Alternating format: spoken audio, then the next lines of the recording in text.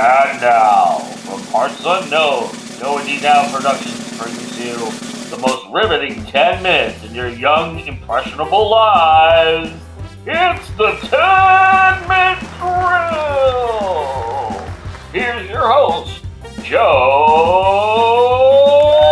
Compton! And welcome. Hello, everybody. 10-minute drill time. That's right. I'm your host, Joe Compton. Thank you so much for joining us. Do all those crazy things that you like to do, which is like, subscribe, comment. We love all of that, and we appreciate every single thing that you do for us. So thank you so much for that. And welcome to our show. 2 more teams are left. Only 2 more for this season. We're going to take on the drill and see if they can turn the page on the page turners, if you will. Today we're going to be going a little bit crazy. That's right. We've got the Copacetic Crazies taking on this great quiz. I think this team has a solid foundation, but we'll see if it's strong enough to hold up against the page turners and to leap into the top of our leaderboard. With that being said, let's not dilly-dally. Let's get to the game. Here are the rules, and then you'll meet the team. Here are the rules and the scoring of the 10-minute drill.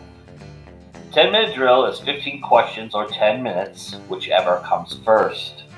Players will take alternate turns answering one question, and then the next question comes only after everybody has answered.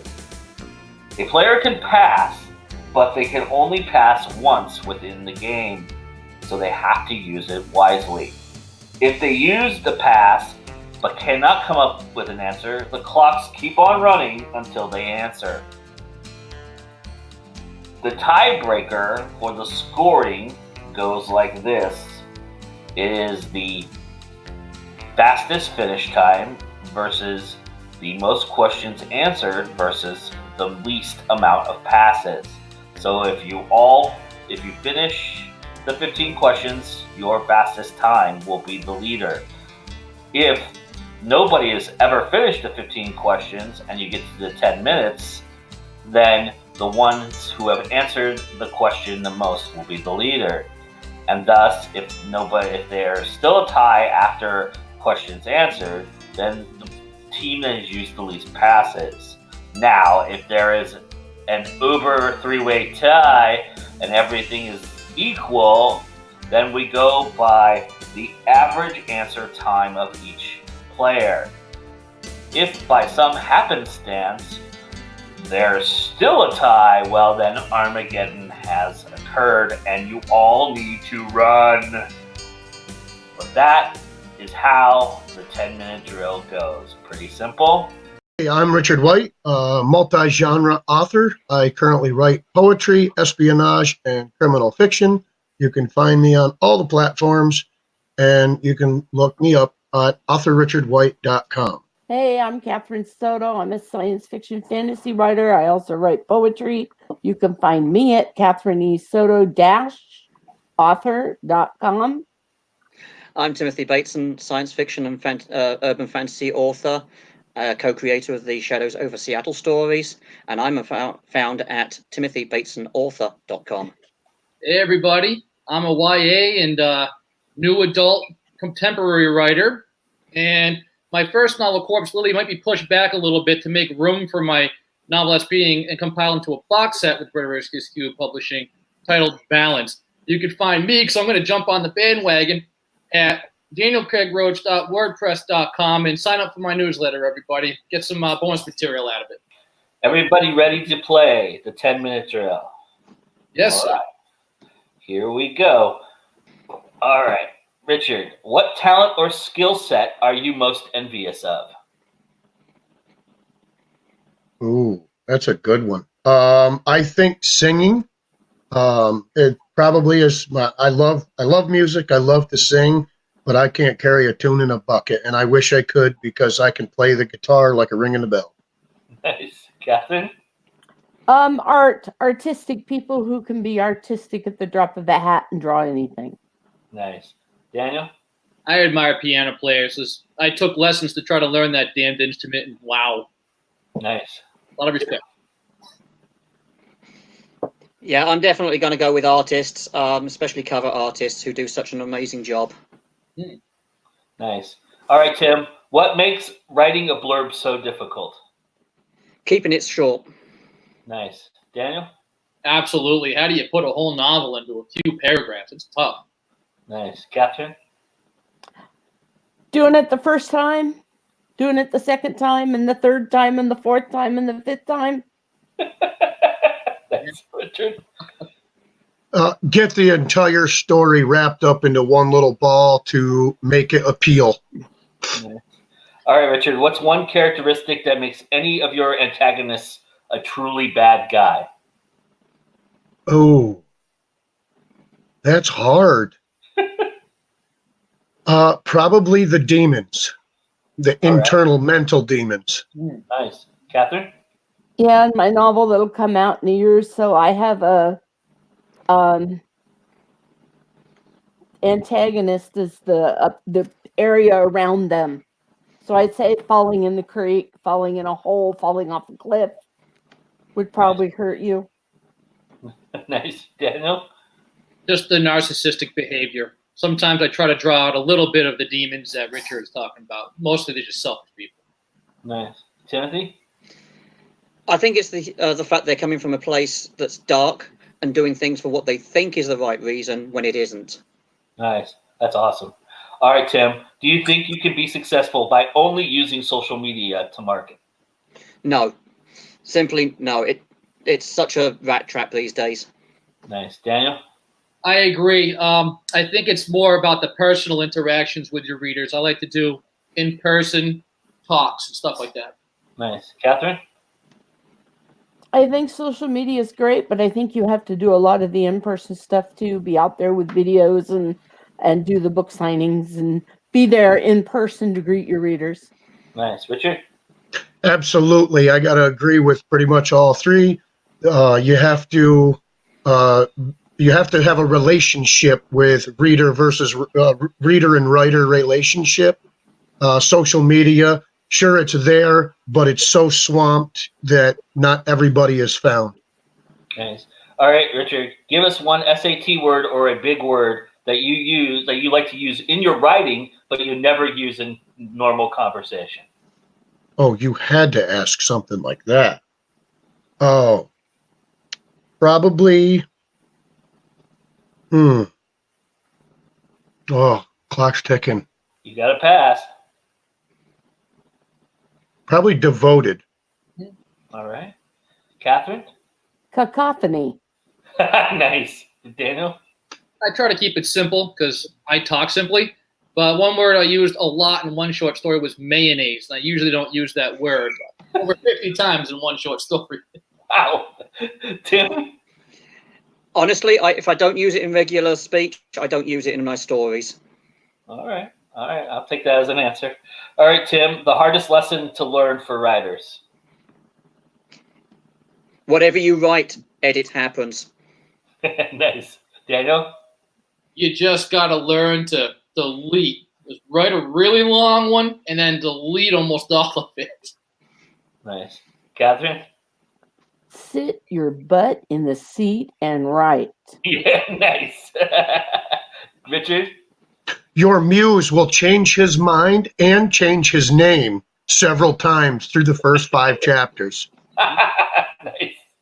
All right, Richard. Energy drinks, are they truly evil or you don't believe they're threatening? I live by a monster rehab a day. All right, Catherine? Truly evil. All right, Daniel? Yeah, I avoid them. No way. All right, Tim? I think I have no defense whatsoever at this point. That's hilarious. All right, Tim. 80s or 90s fashion that needs to have a comeback? Sorry? An 80s or 90s fashion that needs to have a comeback? I don't think there is one. Definitely not shoulder pads. Okay, Daniel? I bring back the flannel and the baggy clothes of the 90s. I love the grunge days. Nice. Catherine? Cool leather jackets. Nice. Richard? I'd like to see some flare pants, MC Hammer style. Nice. All right, Richard. One advantage of where you live. One advantage of where you live for you as a writer? It helps with it helps with demographics in some ways, and it helps find a better way to write the story for me, as a lot of my stories have a lot to do with being in rural settings. The fact that I'm not in larger cities or anything like that, but at the same time, it's a con for me, because if I have to write something in a city, I have to go to a city and actually view it so that I can get, something in mind to write about. All right, Catherine? I live within 30 or 40 miles of every environment you can think of. It's an hour to the beach, depending on traffic. It's an hour into the mountains. It's an hour into the desert. Nice. I can go out in my backyard and hear the birds chirp and look at the dog and kick the cat. All right, Daniel? It's very rural. I'm in western Maine, and there's nothing but trees and mountains, so plenty of time to write, no distractions. It's great. Nice. Tim? Lobster.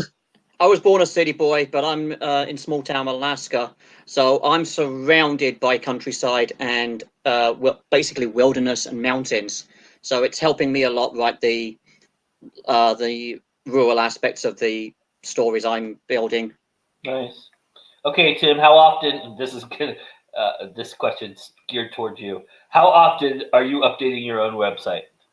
Frequently. My blog is currently on a small hiatus while I deal with a few other things, but most of the time I've got 2 to 3 posts going out a week. In October, I had a post go out every day. Nice. Daniel? I've been really bad lately, but my publisher is on me, so I'm trying to get back at it at least once a week, maybe twice. Nice. Catherine? At least once a week for this year, or twice a week. Next year, I've kind of made a goal to try to post every day. All right. Awesome. Richard? I'm building something at least 3 times a week. Blog posts, on the other hand, I'm not so frequent. I need to fix that. But my website itself, I'm working on it constantly. Nice. All right, Richard, what fruit could you eat forever? Fruit? Uh-huh. Peaches. All right, Catherine? Millions of peaches. Well, if I didn't know they'd kill me, bananas. Daniel? Berries, love them. Nice. Timothy? I want to say what's fruit, but bananas. Nice. All right, Tim. One thing you wish your writing software had that it doesn't. A notation area. Nice. Daniel? Just wish it had the ability to tell me when my sentences were complete junk and to try again. Nice. Catherine? A better typist than I am. Richard? Katie Solidas editing software. Nice. All right. Richard, your first draft is done. Who's the first person you're telling? Probably my mom. Nice. Catherine? My husband. Nice. Daniel? Depends who my ideal beta reader is. Nice. Awesome. Tim? My wife and my muse. Nice. All right, Tim. The movie theme you'll never forget. Close Encounters. Nice. Daniel? Star Wars. Nice. Catherine? Jaws. Yeah, nice. Richard? Beverly Hills Cop. And that's the end, guys. You almost made it. You're at 14. Oh, close.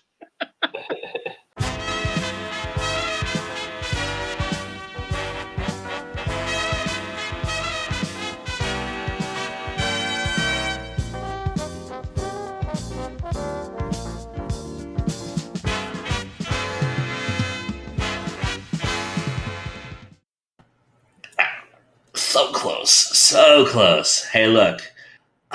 You know, that one little hesitation that takes you out of your momentum, that one time that you thought too hard about a question, And these questions, they're not easy to process. Of course, that's part of the fun of the game for those watching it, but those doing it, it's not as fun. So the page turners stay at top. The leaderboard for now. We'll see if there's one more team to go, and it's a good team. I think they're solid. I think it's going to be very, very close. I'm going to call the next episode the Thunderdome, because 2 teams will enter, and only one team will end up being the champion of season 1. So that's the way it's going to go. We have that episode, and then we have our All-Star tournament coming right after that. It's going to be a little bit of a different format. You'll hear more about that next week, and as we get closer to that airing. It's going to be a fun time. I can't wait. There's still time to vote for your All-Star. If you're a member of our Go Indy Now Think Tank on Facebook, that's our Facebook group, Go Indy Now Think Tank and Suggestion Box.